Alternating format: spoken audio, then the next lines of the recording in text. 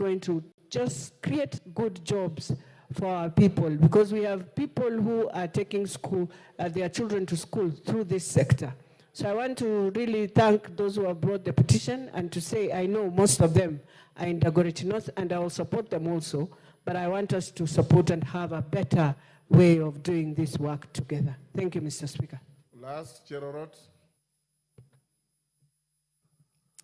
Thank you, Mr. Speaker, for giving me this opportunity so that I support the petition on the border. Mr. Speaker, it is one of the border actually is one of the means of transport that has really helped our country. Since the introduction, transportation has been so easy, and also it has created some network in our poor roads, and it has helped even through by assisting, especially those who are less fortunate in the society. Last Saturday, Mr. Speaker, I launched in Kipkelion East Border Circle. And this one, Mr. Speaker, I think is going to help, especially when we go back to our model, the bottom-up economy. It is going to help, especially those who are in this business, Mr. Speaker. I want to say that also, by actually regulating is going to help us a great deal, especially to protect those who are using border as a means of earning their day-to-day income, and also as a means of transportation. Mr. Speaker, I want to say that the committee should be able to fast-track and make sure that this thing is sorted out, and so that we can be able to help and assist those who are actually depending in this sector. Thank you so much, Mr. Speaker. I support the petition. Thank you. GK.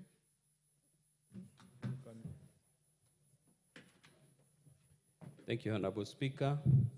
It is true that this digital Border and Drivers Association of Kenya members are facing a myriad of challenges, and the main issue here, Honorable Speaker, is that the platforms that hold this association are quite extractive and parasitic, and these guys work very hard to earn a living like all of us, and should be supported in all ways. Honorable Speaker, as the chair of the Committee on Transport and Infrastructure, we will engage all the stakeholders and avail the necessary registration and support.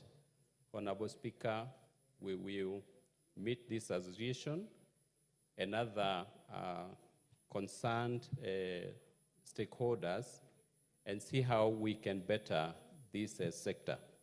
Honorable Speaker, I submit. Thank you. Thank you, GK. Mukunji, you have come late. You're standing up before I even call your name. I'll give you 1 minute. The House starts at 2:30. Thank you, Honorable Speaker. I'm sorry, because I was handling other businesses that involved my constituents. But Honorable Speaker, let me say that I met this gentleman outside in Parliament here.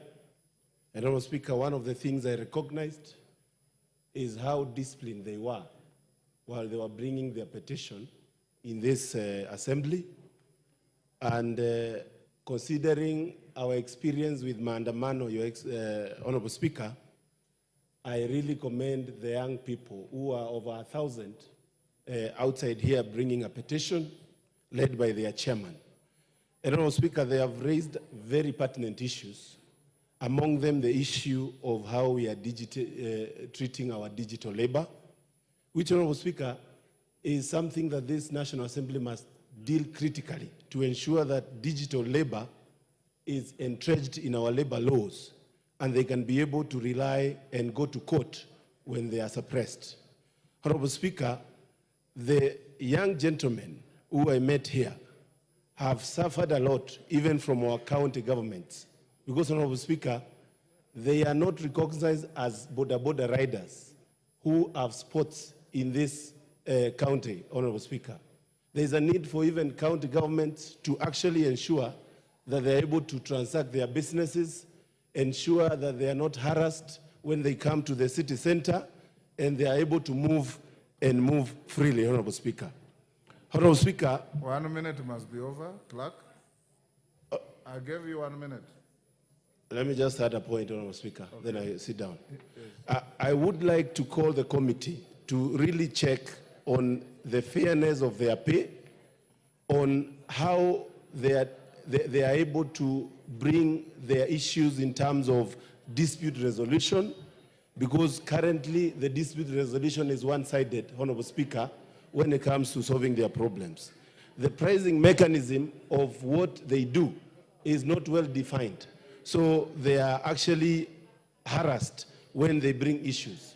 The issues of their pension, because these are workers, issues of their health insurance must be well looked at, Honorable Speaker, while the committee is sitting to actually look at this petition. And I call upon also the holders of this digital. Your time is up. Your time is up. You are at liberty to appear before the committee and present those notes that you are reading so that they can be able to use them as well. Chairman of Transport, I deliberately sidestepped the Committee on Public Petitions to give you this petition so that you can take the opportunity to deal with the chaotic situation in our public transport sector. I expect you to bring a report within 60 days. If earlier, the better.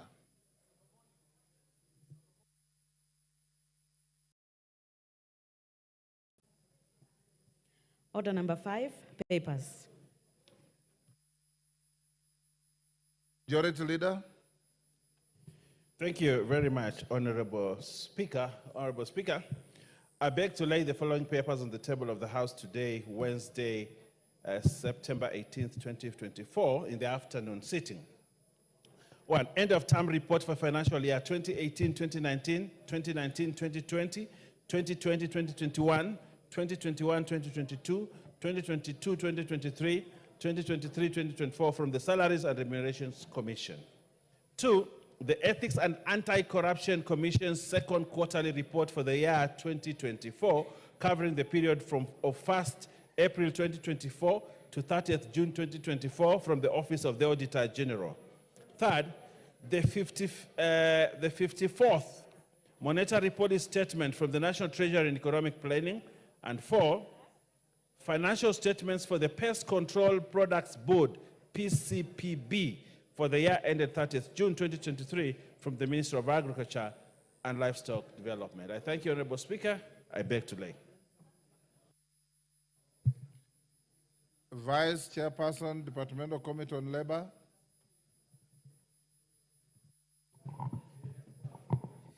Honorable Speaker, I beg to lay the following paper on the table of the House today, Wednesday, 18 September 2024.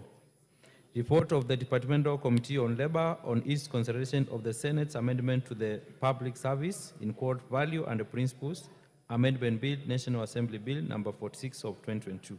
Thank you.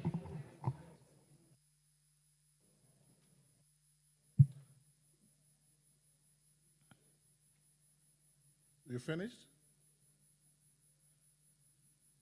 Member of Delegation in the Parliamentary Union. Is that what he has done?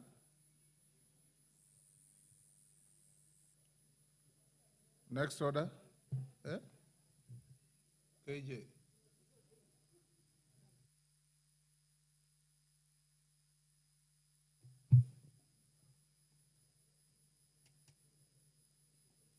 KJ, are you supposed to table anything? You've forgotten?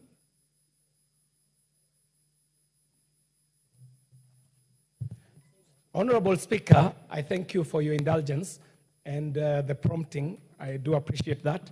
Mr. Speaker, I beg to lay the following paper on the table of the House today, which is Wednesday, 18 September 2024.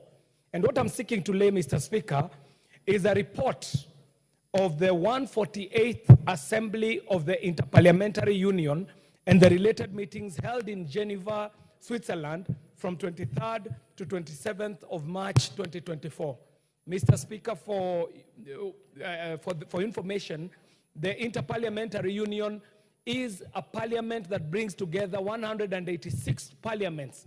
It is also known as the Parliament of Parliaments, and the Kenyan delegation did attend the said meeting, and it is that paper that I do beg to lay this afternoon on the floor of the House. Thank you very much, Mr. Speaker. Honorable KJ and those who lay papers, it cannot be an excuse for making a speech. You just lay the paper on the table and you end there. If it will have an opportunity to be debated, then you can say what you are saying. Next order. Order number 6, notices of motion. Kiarie, Mr. Speaker, I do wish to give a notice of motion. to give notice. It's not a wish. Mr. Speaker, I beg to give notice of the following motion. Very good. That this House notes the report of the 148th Assembly of the Interparliamentary Union and the related meetings held in Geneva, Switzerland from the 23rd to the 27th of March, which I now lay on the table of the House this afternoon, Wednesday, 18th September 2024. I thank you, Mr. Speaker. Thank you, KJ. Next order. Order number 7, questions and statements.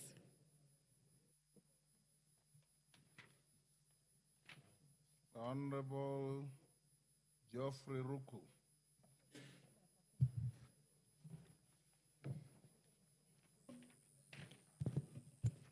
Thank you, Mr. Speaker. A request for a statement regarding the status of compensation of public servants who died from COVID-19 disease. Honorable Speaker, pursuant to the provision of Standing Order 44.2c, I rise to request for a statement from the chairperson of the Departmental Committee on Health regarding the status of payment of the last expense and death gratuity to survivors of beneficiaries of the National Health Insurance Fund and the Public Service Superannuation Scheme. Honorable Speaker, Article 43 of the Constitution entitles every person to the right to social security, which include indemnity and compensation to beneficiaries under the scheme in the occurrence of misfortune. It is in furtherance to this constitutional principle that the National Health Insurance Fund and the Public Service Superannuation Scheme offers last expense and death gratuity to survivors of the beneficiaries of the respective scheme. Regrettably, the family of the late Moses Muturi Ndwiga, PF number 20090000918, who succumbed to COVID-19 while serving in Nyeri County as the acting director under the Ministry of Lands, Public Works, Housing, and Urban Development, is yet to receive the last expense and death benefits. This disturbing case is among an estimated 800 beneficiaries under the National Health Last Expense Scheme and 400 entitled to gratuity under the Public Service Superannuation Scheme, particularly those who died between 2019 and 2021, hence deserving urgent intervention. Honorable Speaker, it is against this background that I request the chairperson of the Departmental Committee on Health to place the House on the following. 1, a report on the number of beneficiaries enrolled for the last expense under the National Health Insurance Fund, under the death gratuity, under the Public Service Superannuation Scheme, payouts made so far as compensation or pension. and pending claims. 2, reasons why the NHIF and the Public Service Superannuation Scheme have not compensated the families and beneficiaries who died were covered by the 2 schemes. 3, strategies and timelines that the ministry intends to implement to ensure immediate remittance of the last expense and death gratuity to beneficiaries, particularly the family of the late Moses Muturi Dwega, PF number 2009000918, worked at the State Department for Housing in Nyeri County. I thank you, Honorable Speaker. Chairperson, Health Committee. Where is Dr. Bukose? Any member of the Committee of Health? Can you, Madenge, advise your chairman that you bring a response in 2 weeks? Thank you. Mr. Speaker. Thank you. Member for Kieni, you requested to say something about the Endarasha tragedy. Remember yesterday I gave a statement to the House and we had a moment of silence in honor of our departed children. So I'll give you 2 minutes as the area member of parliament to eulogize and empathize with the families.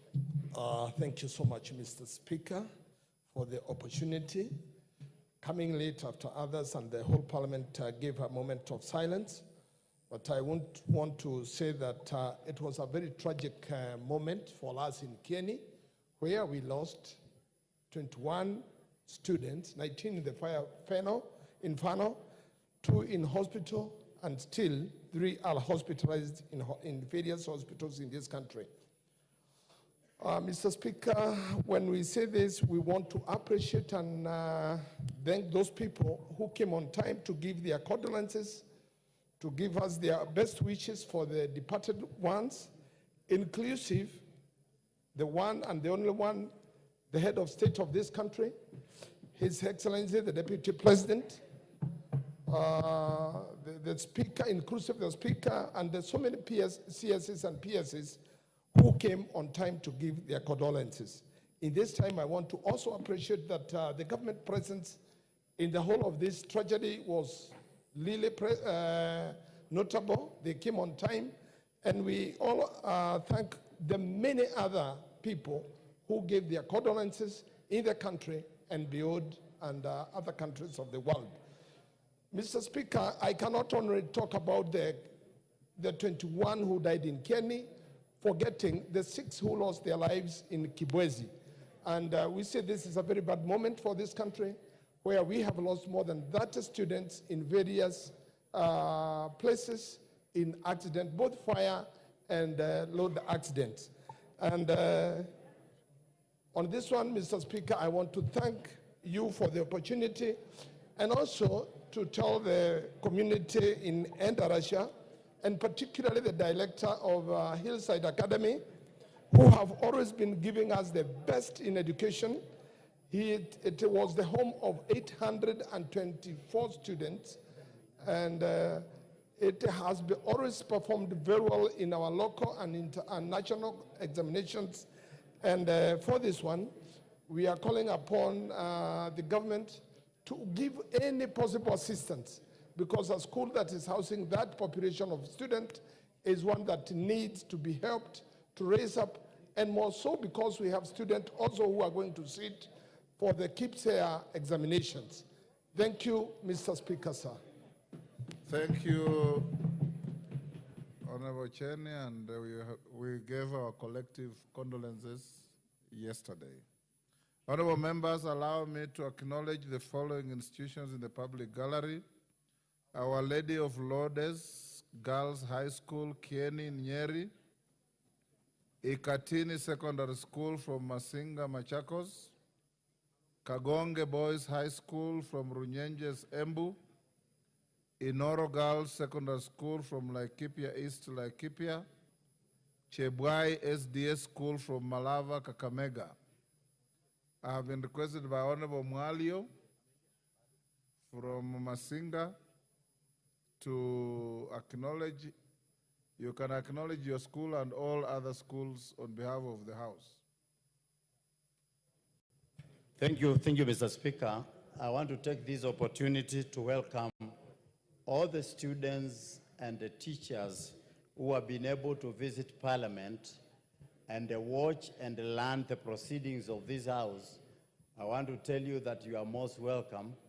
And particularly I want to welcome my school, Ekatini Secondary School, which is one of my best schools in the constituency and has benefited a lot from the NGCDF projects. So I would like you to watch and see how business is conducted in this House so that you learn as in future you are the leaders, you might be able to even to find yourself in this House in the future. So you are most welcome to see how we debate and how we tackle things in an orderly manner. Thank you very much, Mr. Speaker. God bless you. Thank you. On behalf of the House of Parliament and my own behalf, I welcome all those schools to the House of Parliament. John Carrier. Mr. Speaker, this would be of interest to all the members in the House today, and I do stand to give a statement regarding the extension of the application period for the recruitment of ICT interns under the Presidential Digital Talent Program. Honorable Speaker, pursuant to the provisions of Standing Order number 44(D), I wish to inform the House of the recruitment of interns under the Presidential Digital Talent Program, the PDTP Cohort 9. Honorable Speaker, the ICT Authority is in the process of recruiting 400 ICT interns to Cohort 9 of the Presidential Digital Talent Program, the PDTP, under the Ministry of Information, Communication, and the Digital Economy. The Presidential Digital Talent Program was launched in 2015 as a public-private partnership program to actualize the government's commitment to the leverage of ICT to enhance citizen service delivery. The key components of the program are skills development, on-job coaching, mentorship, training, certification, and ICT innovations. Interns recruited to the program undertake a 12-month internship program whose objective is to develop ICT high-end skills in recent graduates, offer a platform for structured training, coaching, mentoring, and promote ICT innovation and solutions development. Finally, Honorable Speaker, the ICT Authority opened the online recruitment portal of Cohort 9 ICT interns on the 27th. And Mr. Speaker, kindly, I can't even hear myself. There's some very high consultation. I'm having members who are consulting. Thank you, Mr. Speaker, for your protection. Honorable Speaker, the ICT Authority opened the online recruitment portal of Cohort 9 ICT interns on the 27th of August 2024 and set to, tomorrow, Thursday 16th September 2024, as the deadline for submission of applications. In appreciation of the need to net as many budding tech-savvy youth as possible from across the constituencies, the committee, our Committee of Communication, Information and Innovation, approached the ministry to extend the deadline from the initial deadline that was Monday yesterday. And I'm delighted to inform this House that the ministry, through the ICT Authority, acceded to our request and has extended the period for applications to Cohort 9 Presidential Digital Talent Program to Monday, 23rd September 2024. And I therefore urge all members of Parliament to circulate the information to their respective constituents and encourage the qualified candidates to take advantage of the extension period to apply so that they can join this most amazing program of the Presidential Digital Talent Program, PDTP. Mr. Speaker, I thank you, and I signed this on the 16th of September, 2024. I thank you, Mr. Speaker. Thank you, KJ. And next order.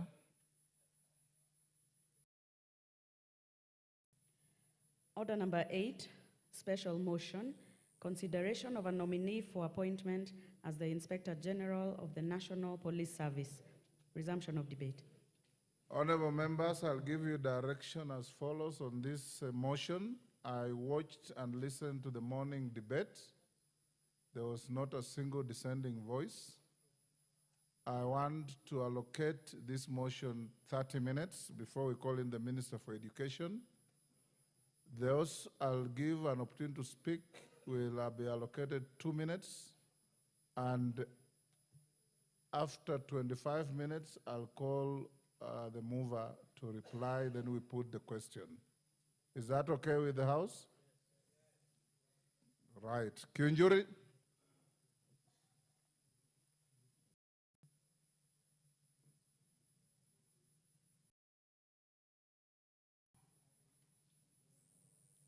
Thank you, Mr. Speaker. Mr. Speaker, I really want to join other members who spoke in the morning and support the nomination of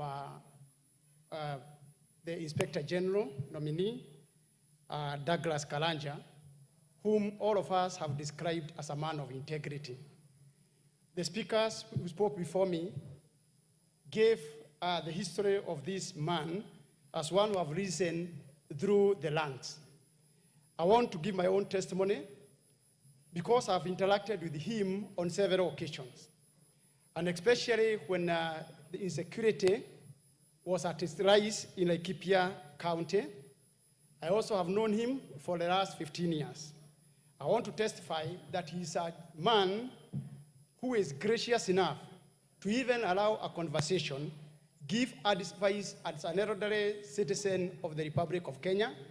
He would be able to put aside issues now of being a professional officer and also give advice on how we can secure this country without really raising temperatures, without dividing our people, because I come from a constituency, a county, where it is really cosmopolitan. Mr.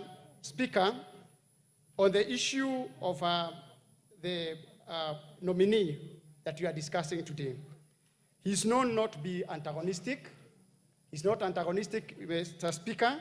He's a calm, disciplined officer whom, even if he interacts with other officers in all lands, they will tell you that he has a listening ear, which is really one of the attributes of a leader, and it's also essential for a person who is going to take over as the next Inspector General of Police.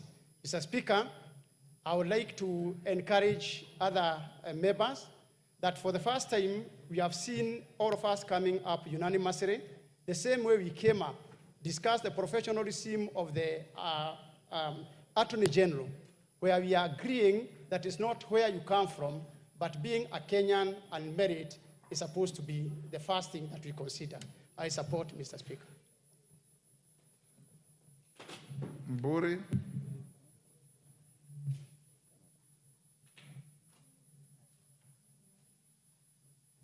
Yeah, thank you, Mr. Speaker. Mr. Speaker, I also rise to support this committee's report. And I note that this position requires a very sober individual who's qualified, experienced, and understands the rule of law and democracy. In fact, one of the things I think they need to understand is the independence and interdependence of the three arms of government.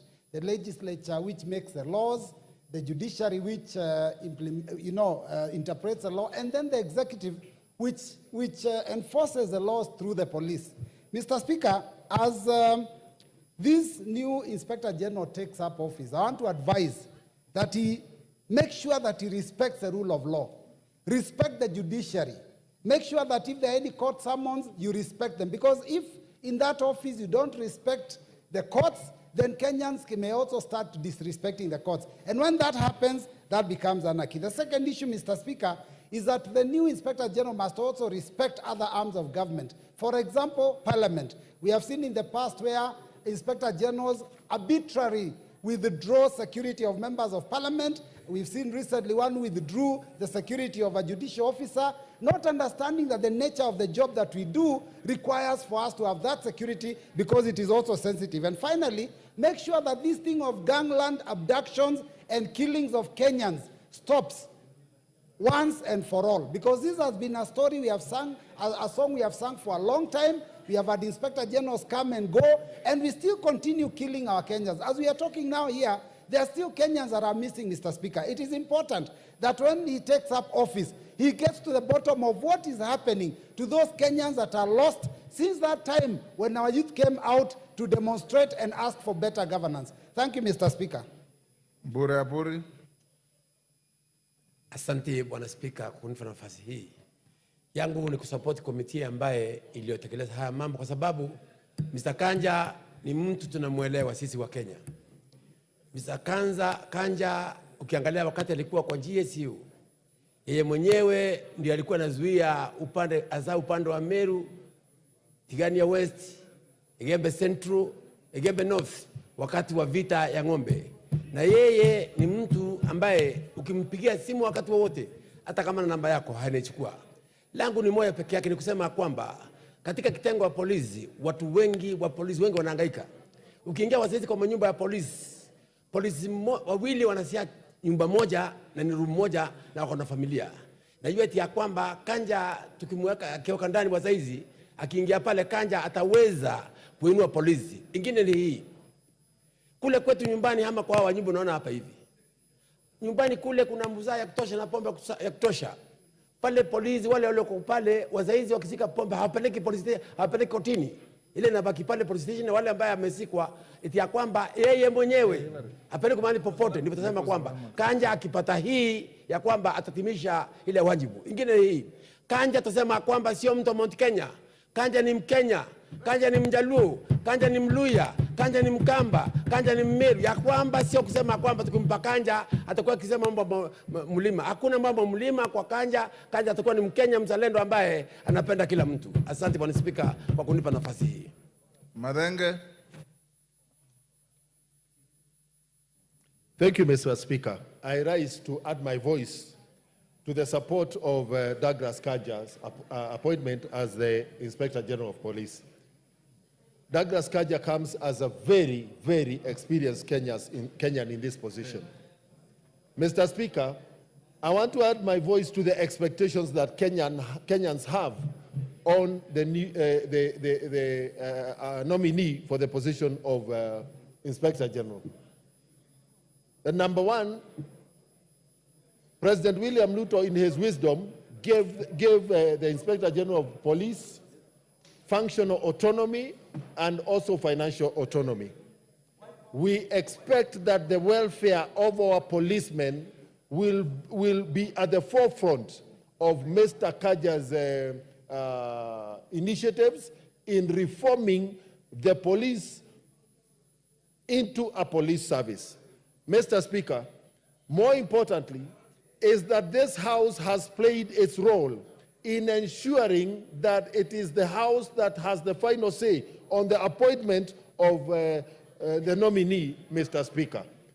And therefore, the claim by certain quarters that they are the people pushing Douglas Kaja's appointment must be put to rest by the House, Mr. Speaker. I wish Mr. Kaja well as he's cleared by, even when he's cleared by this House, but he must know that we have a lot of expectation on him to really meet the desires and the wishes of Kenyans in as far as the police service is concerned. Thank you, Mr. Speaker. I support. Lagdera.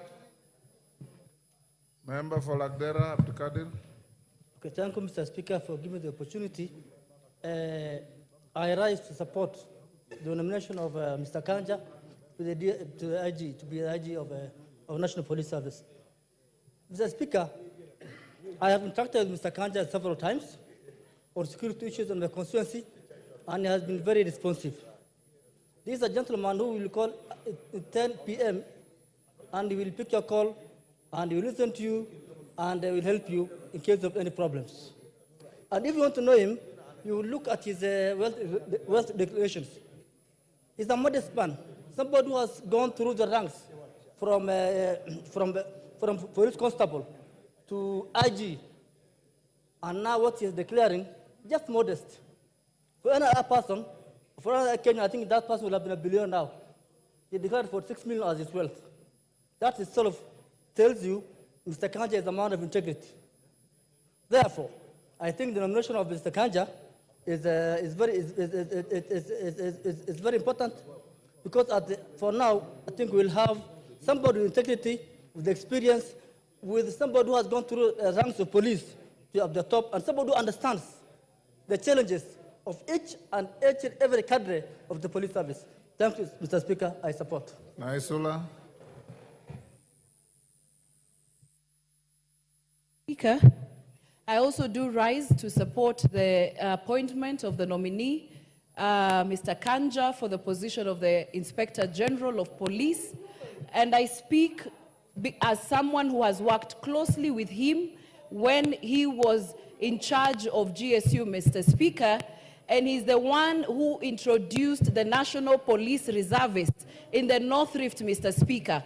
I remember when we had issues in Samburu West constituency, Mr. Speaker, he got out of the office. We went round with him to the field. He saw the challenges that we were going through, Mr. Speaker, and he's the one who then recruited and ensured that NPRs were brought into place, Mr. Speaker. We need an Inspector General, Mr. Speaker, who will get out of those air-conditioned offices and go to the ground and go and see what is going on. And I can attest that Mr. Kanja is one such gentleman who listens to issues raised by members of parliament from experience, and I have no doubt in my mind that he's going to deliver. And we need to ensure that we pass him very quickly, so that the acting IG can be relieved of his services, because we're not very happy with what he's doing in the country, Mr. Speaker.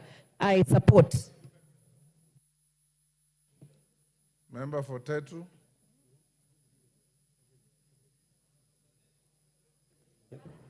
Thank you, Mr. Speaker, for the opportunity. First of all, is to thank the committee for a job well done, the joint sitting of the Committee of Parliament, of the National Assembly and the Senate. Mr. Speaker, I also rise to support the appointment of Douglas Kanja as the Inspector General of Police, and to say that Mr. Kanja is a seasoned professional who has grown through the ranks. So we expect him to be accepted very well within the police force, unless, unlike in the past, where we may have appointed outsiders to that position. Mr. Kanja, I know him very well, and he's a man with very good temperament, and who will become a very good unifying factor, within the police force or within the police service. Mr. Speaker, the job of the IG is a tough job, and I hope that he can be able to see through the police reforms that we have been talking about for a very long time. We have a lot of work in fighting corruption within the police force, improving the welfare of officers, ensuring a fair promotion policy, stopping any extrajudicial actions by police officers.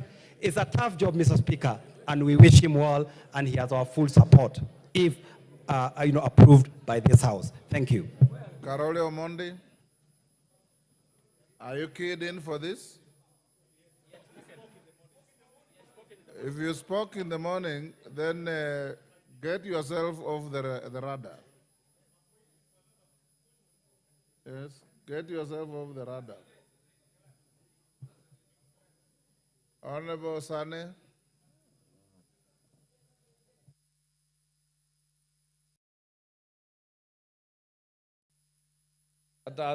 Thank you, Mr. Speaker, for giving me the opportunity. I want to join my colleagues in giving compliments and support to the nominee for IG. The IG has come through the ranks out of merit. He has all the aptitude, the skills, and the qualifications so required for the duty he is supposed to take over. He's a very humble officer, one who has good listenership. The few moments I've had with him, were quite interesting. He was able to listen to me and take me through what should be done. He has helped me in several occasions, having come from an insecurity-prone area.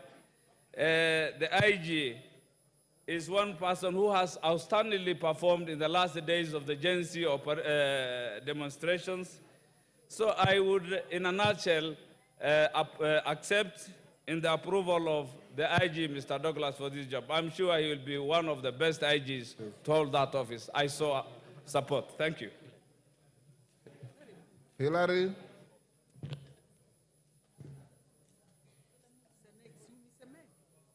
Okay.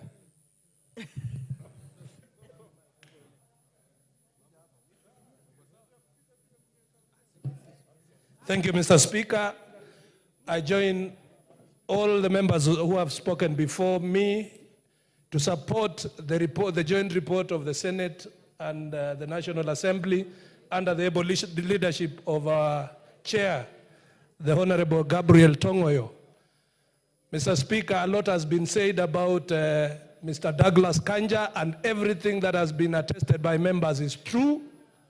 But Mr. Speaker, while we praise and demand of Kanja to do reforms in the police service, to take care of his juniors, Mr. Speaker, it is the honors of this House to make sure that we also avail resources to enable his office to achieve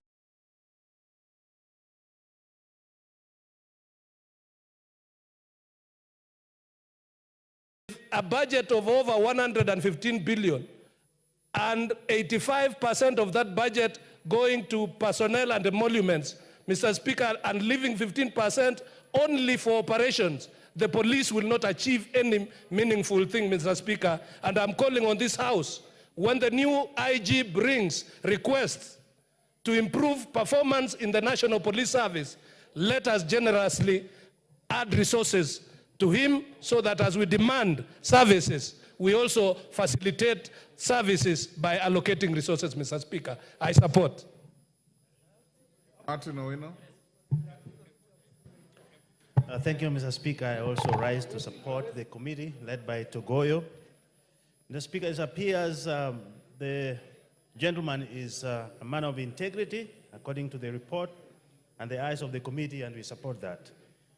There are only two things, Mr. Speaker, that I would like the gentleman to look into when he takes the office. Number one, the idea of restoring the image of the police service so that they can gain trust from the public and allow people to present information so that crime can be detected early and managed. That is missing because of the acrimony between the police and the people right now. Second, the issue of orders from above. Release the police to do what they have been trained, not what they are told to do. Mr. Speaker, we realized this when we were on the streets, when somebody just say, what are you doing with those MPs? Tear gas them. Very wrong. Lastly, the issue of transferring police force to police service is just a statement. We would like this gentleman to transfer this from that status to community policing service. If that is done, people will restore the confidence which they have lost in the police force, so to say. Thank you, Mr. Speaker. Thank you, Mutunga. Thank you, Honourable Speaker, for the opportunity to also add my voice to this. Honourable Speaker, I commend the committee for a good job done in the inquiry and proposals they have made. So I urge this House to consider approving the appointment of Mr. Kanja as the IG of Kenya. Honourable Speaker, Mr. Kanja has what it takes. He has long-standing experience. He has requisite education that is needed. He has the professional capacity to do the work. He is also marked levels of maturity. We need a mature person in the police force, and he is a man of God. Honourable Speaker, I attended Mr. Kanja's... Honourable Angela, what's your point of order? Mutunga, take your seat. Give him the mic. Mr. Speaker, I want to bring attention of the chair to page 21. Which chair? The Speaker, sorry, Mr. Speaker. I'm sorry. On page 21, number 45, about the nominee's background. I'm seeing, Mr. Order, Speaker, Angela, what is our nominee, sorry? Are you debating or you have a point I'm of not order? debating, I'm bringing to your attention to make a ruling, Mr. Speaker, whether we are properly debating the right person to be appointed as IG. Because this person was born on 22nd September 1963. And 1963, this is 2024 September, he's already 61. All government officers retire at the age of 60. So are we going to appoint somebody who is not even in the system, who has already retired? Is it in order for the House to debate something that is out, somebody who has already retired? Mutunga, go on. Honorable Speaker, Mr. Kanja is being appointed on contraction basis, and I think the member is out of order. Honorable Speaker, I need to draw caution, Honorable Speaker, that this... Honorable Speaker, that is my opinion, and I'm entitled to an opinion. Honorable Speaker, I believe I'm on the floor, and I'm entitled to an opinion. I have not ruled, I've said my opinion. Honorable Angela, take your seat. You've made your point. Take your seat. Honorable Speaker, I would like to just draw caution to Mr. Kanja. Honorable Speaker, Kenyan police is not one of the most respected. I know, Honorable Speaker, all of us have traveled in this house. And whenever you go to an airport and you're not sure of what to do or where to go, the first people you respect and expect to give you genuine guidance are the police. And that is why we're asking Mr. Kanja to bring the Kenyan police to that particular level of respect. Honorable Speaker, I would also ask that we refrain from aligning our police force. Honorable Speaker, our policemen are also Kenyans and workers in this particular country, and we need to support them to do their job. Honorable Speaker, I would also like Honorable Kanja to train the police to be credible in whatever they do so that they can be respected people. I would like to, Honorable Speaker, to appeal to this House to consider Honorable Kanja for the appointment. I thank you. Honorable Angela. Honorable Angela, intellectual honesty requires that when you quote something, you quote it fully, not selectively. If you read that whole paragraph, you'll have found that the answer you are looking for lies there. And it doesn't require the ruling of the Speaker. The committee says, the committee noted that at the time of the hearing, the nominee was 61 years old. Article 245 of the Constitution does not prescribe an age limit for the Inspector General. Further, Section 76 of the National Police Service Act, Cap 84, excludes the Inspector General from the retirement age of 60 years. So if you read that paragraph in full, you could have had the answer that you are looking for. So that is called intellectual inexactitude.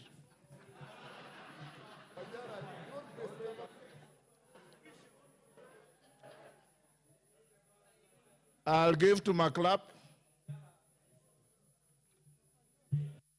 Thank you, Mr. Speaker. I think the problem of my good brother is Wanjala is not always available on time because this matter was debated in the morning and concluded. Don't debate Wanjala, debate the motion. Thank you, Mr. Speaker. Thank you, Mr. Speaker. Number one is that the committee chaired by Honorable Tongoyo did a very good job in a very systematic and summarized manner for everyone to be able to debate on this matter. So I want to congratulate the committee for doing a good job. Secondly, Mr. Speaker, you know I come from a region, the North Rift, where banditry has been a problem. When I came to Parliament, Mr. Speaker, I asked whom do I go and see in the police force, in the police service, who can assist my people. Mr. Speaker, I was told of one Douglas Kanja. And when reaching his office, Mr. Speaker, I got a first-class treatment that I've never been given a treatment like that by police. The treatment was, this gentleman walked out to me to come and meet me and took me inside. That is a very humble police person in the country, Mr. Speaker. Number two, the fact that President Kibaki saw an opportunity, equality in him. He gave him OGW. When Uhuru Kenyatta gave him another presidential honor, and William Ruto gave another presidential honor. So, Speaker, that tells you this is a man that the country can rely on security matters. Mr. Speaker, as I end, what awaits Kanja is digitization of the police services in the country so that to reduce the issues of corruption. Two, protect the NBRs in the country so that they are protected just like the other police. Three, let him go in record as the IG in Kenya. As Tongoyo, you can now reply. The time I allocated is over. Yes, Wanjala, what is it again? You look restless.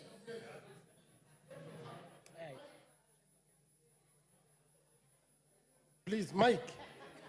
Thank you, Mr. Speaker. Mr. Speaker, recently this country was going almost to a revolution. And one of the issues Gen Zs said, they don't want people holding those offices, government, civil servant offices, who are above 60 years. Order, Angela. This House operates on the basis of the Constitution. Order. Honorable Angela, you're out of order. Tongoyo. Give me the mic. Thank you, Honorable Speaker. And before I reply, I have got only about one or two things to add.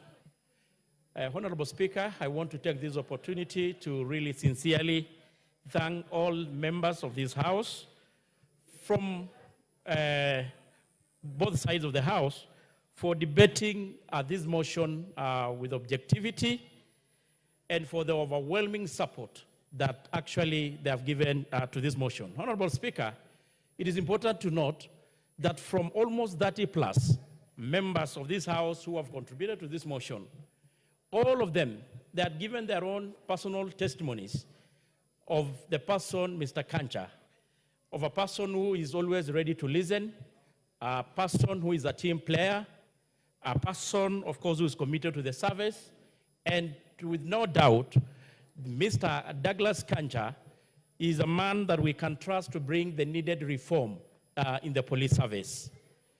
Mr. Speaker, actually that should be also a rallying, a call to all of us as leaders, that when we give an opportunity to serve, we should always do it diligently with a lot of zeal. So when a time comes for scrutiny, there will be too much good to be said about us and the accolades to be said of what we have done during our time of serving the country. Mr. Speaker, two critical things that came up. One, you have actually managed to address, I don't want to say it, on the issue of the age. Of course, it was raised earlier by our very senior member there, and of course by Wanjala. I don't want to repeat it, you have said it very well. Mr. Speaker, there is the issue, of course, which was raised by Otende on the issue of temporary absence of the Inspector General. And the Section 16, Cap 80 is also very clear that the President, on recommendation of the Commission, may appoint one of the Deputy Inspector General to act as the Inspector General for the period not exceeding 3 months. So I think that confirmed that the position of the acting IG is in order. With this, Mr. Speaker, I want to call this House to approve the appointment of one Mr. Kanja for this position, and I reply, Mr. Speaker. Thank you so much. Order, honorable members. Order, Kagusha. Take your seat. Honorable members, I now put the question. which is that taking into consideration the findings of the Joint Committee of the National Assembly Departmental Committee on Administration and Internal Affairs and the Senate Standing Committee on National Security, Defense, and Foreign Relations in its report on the vetting of Mr. Douglas Kanja Kirocho for approval as the Inspector General of the National Police Service, laid on the table of the House on Tuesday, 17th September 2024, and pursuant to the provisions of Article 245(2)(a) of the Constitution and Section 12(1) of the National Police Service Act, Cap 84, and Section 8 of the Public Appointments Parliamentary Approval Act, Cap 7F, this House approves the appointment of Mr. Douglas Kanja Kirocho as the Inspector General of the National Police Service. As members of that opinion say aye. Aye. Will those of the contrary opinion say nay? No. The ayes have it.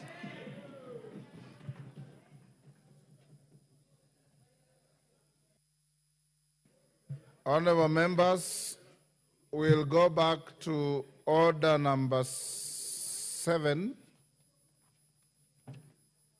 where today we have the Minister for Education in the House, Mr. Ogamba. So CS, it's now your opportunity to respond to issues that you must be fully familiar with. This House held a Kamkunji on Tuesday, 20th August 2024, and matters that arose from there required and necessitated the House to invite you to come and speak to the issues as listed out on the order paper which you are familiar with. I now give you the opportunity. Thereafter, members will have an opportunity to ask you questions, both on the statement you are going to give and any other matters within your jurisdiction in the Ministry of Education. You may take the floor.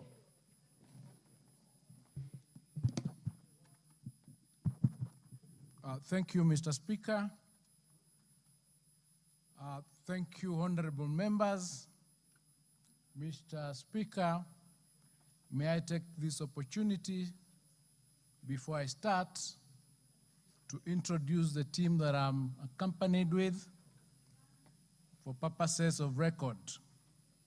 I'm accompanied by the PS TVET in the Ministry of Education, Dr. Esther Moria, the PS Basic Education, Dr. Belio Kipsang, the PS Higher Education, Madam Beatrice Inyangala.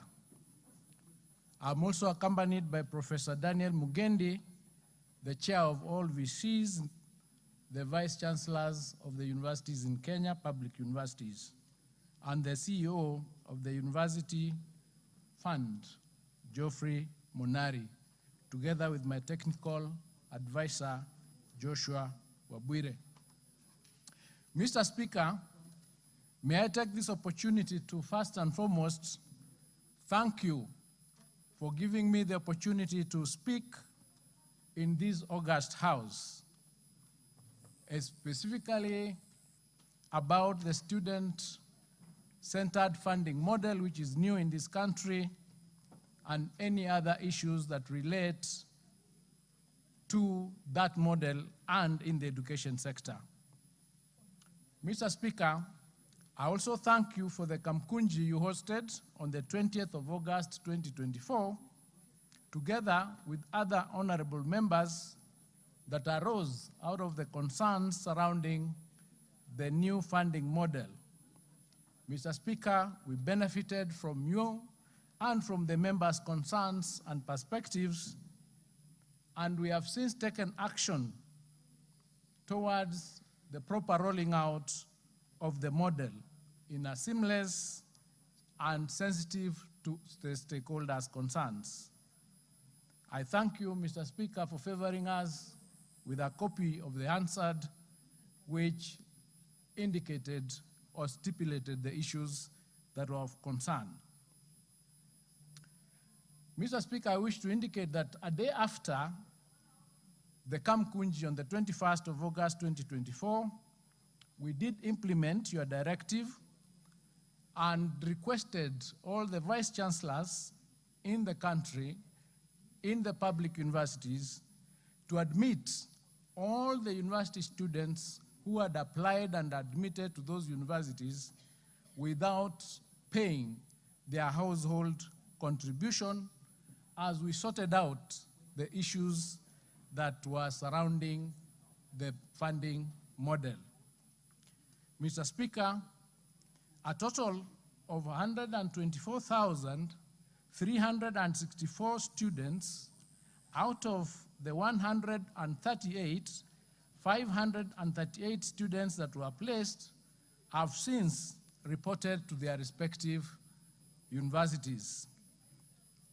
Mr. Speaker, I'm happy to note that the number of students who have since paid their household contribution out of the 124 plus students are 75,000, which is almost above 60%.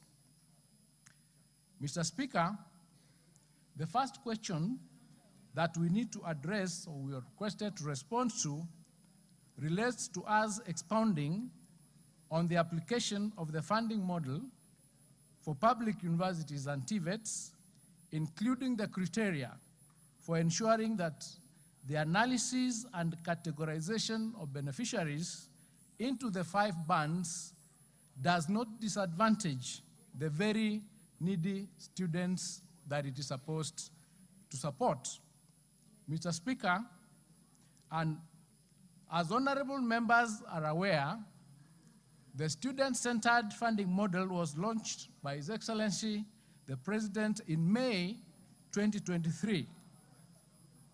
It was first applied in the 2023-2024 academic year, and it is now in its second year of implementation. Mr. Speaker, the model was introduced on the recommendation of the Presidential Working Party on education reform that was set up and that concluded its report last year. The model is designed, Mr. Speaker, to provide funding to students based on their level of need. This was targeted at achieving equity and inclusivity to enhance access to higher education, regardless of one's socioeconomic background. Mr. Speaker, once a student is placed to a university by the Kenya University Central Placement Service, they lodge an application for funding through the Higher Education Portal. Students placed in public universities can apply for both scholarships and loans, and students placed on private universities are eligible only for loans. The student-centered model, Mr. Speaker, has 5 bands, and these are set out based on the household income groups and the level of need. The household income groups represent broad household weighted income brackets that are as follows. Band number 1 is the group whose household income is below 5,995 shillings per month. Band number 2 falls on households whose income per month is between 5,995 and 70,000 shillings. Band number 23,000, the second band 2 is between 5,995 to 23,670. Band 3 is from 23,671 to 70,000. Band 4, 70,001 to 119,999.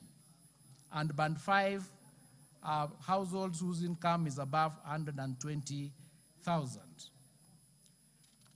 Mr. Speaker, based on the 5 bands, there is also affirmative action that is considered during the banding.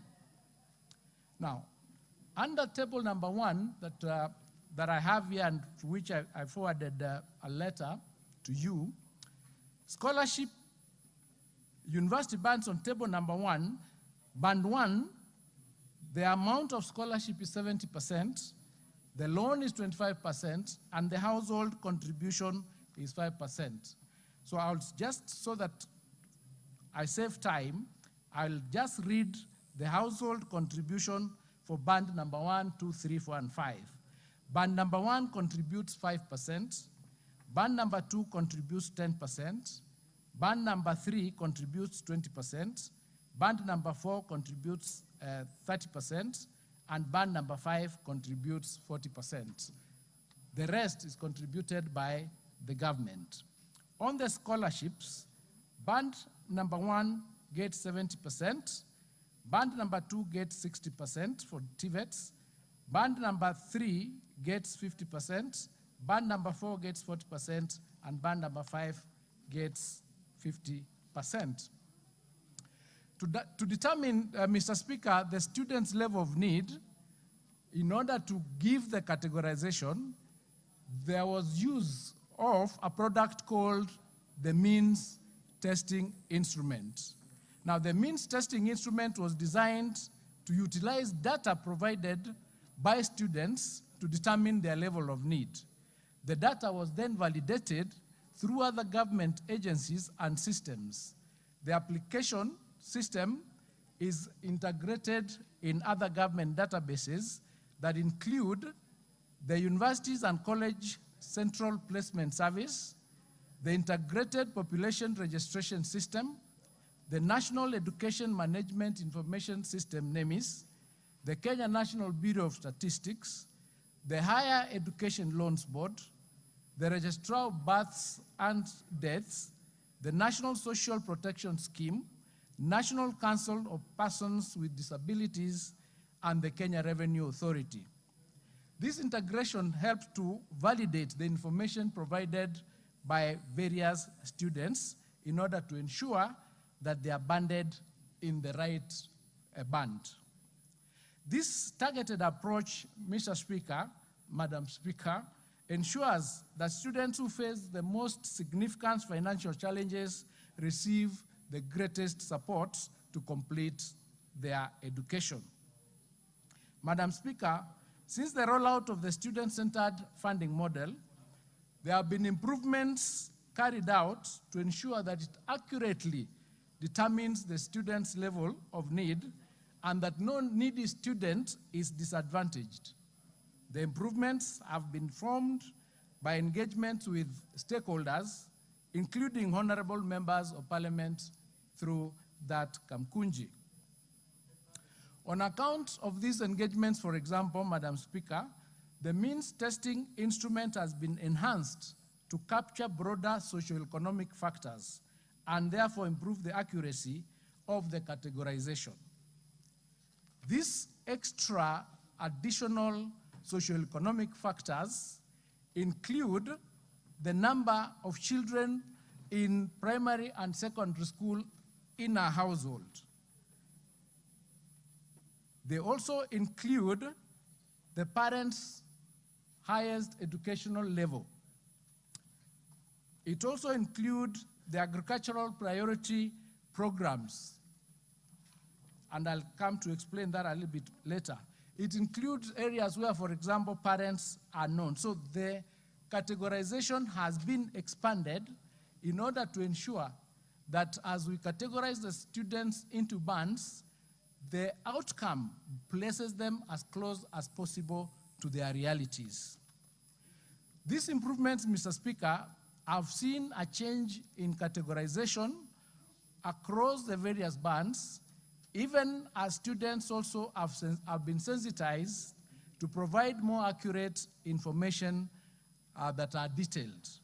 A comparison of their categorization between the year 2023, 2024, and the 2024-2025 has actually confirmed from the figures that The Band 1, Band 2, and Band 3 have more students this year than they had the last year. And Band 5 and Band 4 and 5 have lesser students than they had last year. So it has tilted because of the improvement of the categorization. The other mechanisms that have also been placed in place ensure that the very needy students are not disadvantaged is the appeals mechanism.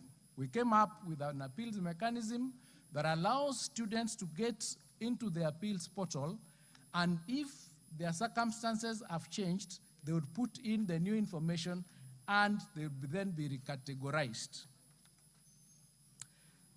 This is because we acknowledge that financial circumstances of students and parents do change, and therefore, once they change, the student banding also changes. For example, if a parent has lost a job, the student would go into the portal and indicate that although my father or mother was working last year, they are not working this year, and I do not have the income we had last year, so it has shifted, and therefore their circumstances have changed. We have also noted and acknowledged that internet access and connectivity has various disadvantages to various students, and students who come from poor backgrounds may not have access to the internet. To cure this, we have set up desks in each and every university from the university funding team so that the students can be assisted to put in their data in the universities where they've been admitted to, so that they are not disadvantaged. Mr. Speaker, the second question requires us to set measures that were put in place to simplify the model and enlighten the general public about it. As you rightly noted during the Kamkunji, the public was not well informed about the student-centered funding model, and we agreed with you that we need to put more energy in communication to the public. In this regard, Mr. Speaker, we've taken a number of measures, and firstly, we've noted the salient concern that has been raised by stakeholders, especially the students themselves, on their involvement in decision-making around the funding model. In this regard, His Excellency the President has constituted the National Working Committee on Review of the new University Education Funding Model to refine the funding model in order to optimize its functioning. The Gazette notice has been released and it is attached, and this is part of the broader effort to ensure that stakeholders understand the model and they contribute to enhancing it. The other measures that we've taken, Mr. Speaker, include public sensitization. We've rolled out a number of public sensitization campaigns across the country through the radio, the print media, public forums, etc., etc. We have also gone into digital resource for easy access, where, as a ministry, we have invested in digital resources to simplify access through the funding model that is in the portal. We have also done stakeholder engagement and collaboration. We've rolled out YouTube demonstrations and social media campaigns where demonstrations are given step by step on how to apply for scholarships and to apply for loans under this funding model. We've also done social media campaigns through Facebook, Twitter, and Instagram, including short video clips showing answers to the frequently asked questions. Mr. Speaker, we have also included simplification application process through automation, where we've stipulated the various steps on how an applicant can check their eligibility and submit their documents online. We have also created, Mr. Speaker, helplines where we have continuous feedback so that we can respond to them. They are on 24/7 basis so that we can be able to respond to the challenges or the questions and concerns that the students have. We have done regional outreach, both on sites and off sites, through Oduma centers and other support systems. We've done timely updates and transparent disbursements of the amounts that are due to the students. And Mr. Speaker, we will continue to engage the public and continue discussing with them and informing them how this model works so that the public are informed. Mr. Speaker, the third question requires us to provide the approximate cost of education of an individual from the basic education level to the tertiary level. Mr. Speaker, the cost of an individual student from basic to tertiary levels depends on a number of variables, such as whether special needs, the type of schools attended, whether it's a day school or a boarding school, the gender, and the type of tertiary education received. That's whether it is through TVET or university. The current rates, Mr. Speaker, for capitation are as follows. For primary, we have 1,420 per learner per year. For secondary, that is junior school, we have 15,042 per learner per year, and for secondary, we have 22,244 per learner per year. Mr. Speaker, these rates were considered by the Presidential Working Party on Education Reforms, and they recommended that the rates be revised to actual costs of education. Therefore, the figures provided above are the ones, the figures that I'm going to read below are the ones that were recommended by the Working Party. For pre-primary, it was recommended that the figure be enhanced to 5,384 per year for lunch and 1,170 per year for tuition. That brings the cost per year to about 18,828 for PP1 and PP2. But if the learner has special needs, the figure increases to 19,636. For primary school, the figure that has been recommended is 2,238 per year for tuition and 5,384 for lunch. The total cost, therefore, per learner in a regular day primary school for 6 years is 45,732. In boarding schools, the cost increases because of the cost of dinner, that is 5,594, resulting in 79,296 shillings per year. If the learner has special needs, this figure increases, and the total is 101.40 shillings for the entire primary school period. For junior school, the annual cost of tuition in regular school is estimated at 15,043 per learner. The cost for lunch is 5,384. This totals 61,281 for the 3 years in a regular day junior school. If the learner has special needs, you add 10,000, it goes up by 10,000, and therefore goes to 91,281 per year. In secondary schools, there is a table that I have, and Mr. Speaker, allow me to just indicate that we have a different figure for female students and male students, because the female students in the kit that they get is slightly higher than the male students. So for female students in National Extra County School, the figure is 481,915 for the 4 years. But if you have special needs, the figure is 621,915. For males, the figure works out to 472,232. But if you have special need, it becomes 612,232. If you're in boarding school for females, the figure is 429,839. but if you have special needs, it is 569,839. And male in boarding schools, the figure is 420,156, and if you have special needs, it is 560,156.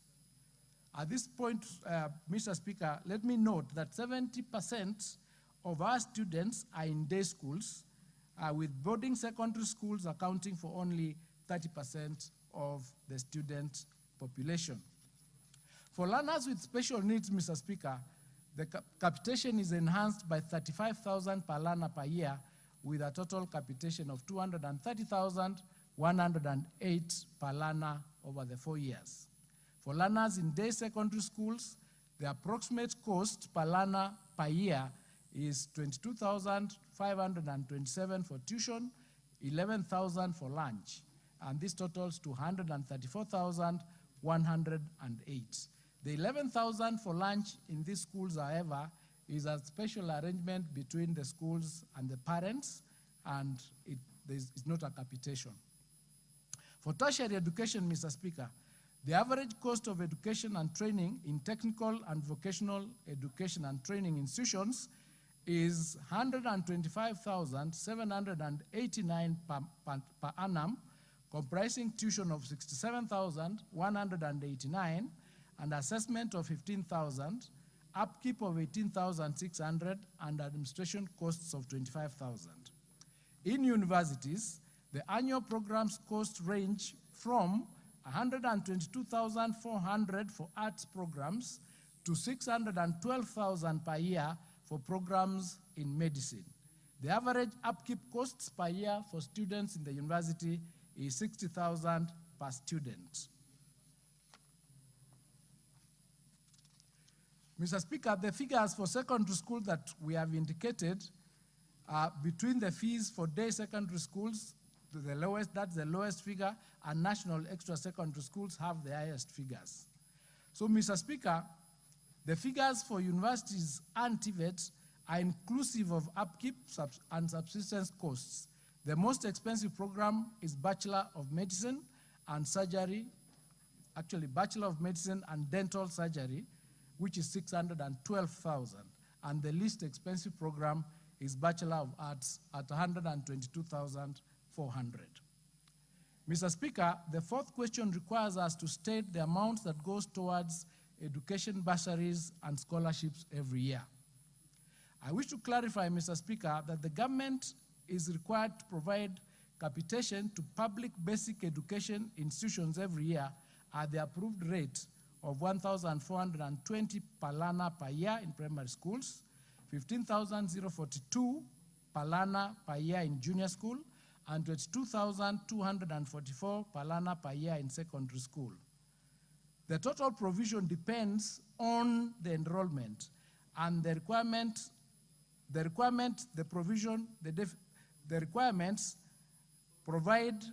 have been provided has a deficit over the last 3 financial years, and I have a table there to show, for instance, in the financial year 2022 to 2023, the requirement was 11,815 million.